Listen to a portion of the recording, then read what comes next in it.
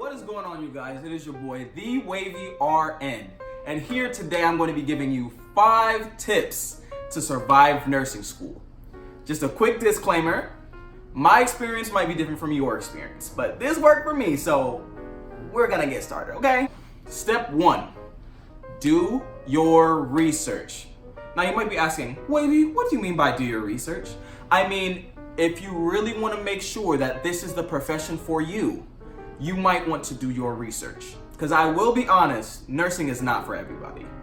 My example, I was able to have a sister that was a nurse, so I followed her and I ended up really loving it. So that was what drove me to become a nurse. So do your research, make sure that this would be the job for you. Step 2, you reap what you sow. What do you mean by that, Wavy? I'm gonna tell you what I mean. If you don't really want to be a nurse, if you kind of are just unsure, don't do it. You're just gonna be wasting time and money. And when you're going to be doing into this profession, I will warn you, it's tough, it's hard, it's very difficult.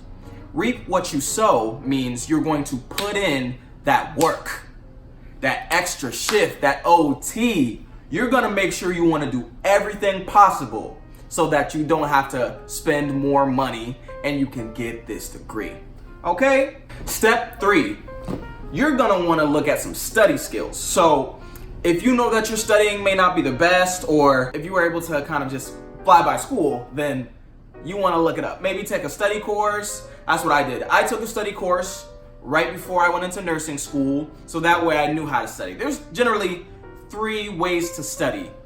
There are the auditory studiers, there are the visual learners, and there are the tactile learners.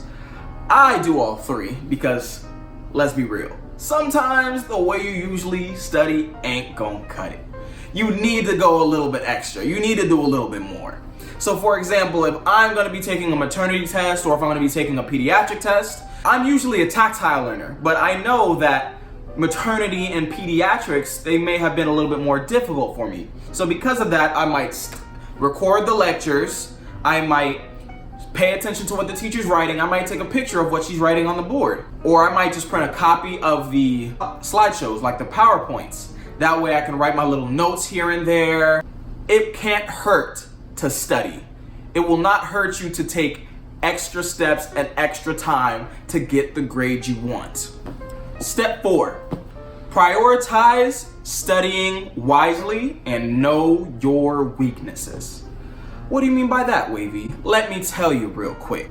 What I mean by prioritize your studying wisely, when you're in nursing school, you're not gonna have just one class. It's not just gonna be pharmacology, or it's not gonna be just fundamentals.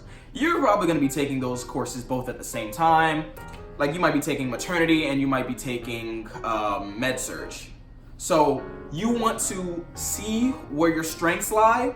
If you feel you're a little bit stronger in maternity and you need a little bit more help in med-surg, put a little bit more time, a little bit more studying efforts into the med-surg, because both of those tests are more than likely gonna be on the same week. It's nursing school, it's gonna happen, all right? So make sure you study your time wisely, know your strong points and your weak points, and exploit them to get the grade that you want. 5th and final step, this is the most important now, so stay with me.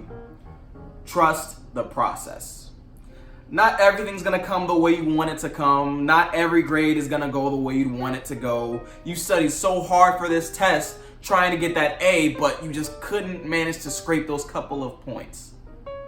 That, however, is a motivator. If you want those extra points and you're willing to work extra hard for it, you put in more time, you put in more effort, you put in more energy, you might just get the score you wanted and then some.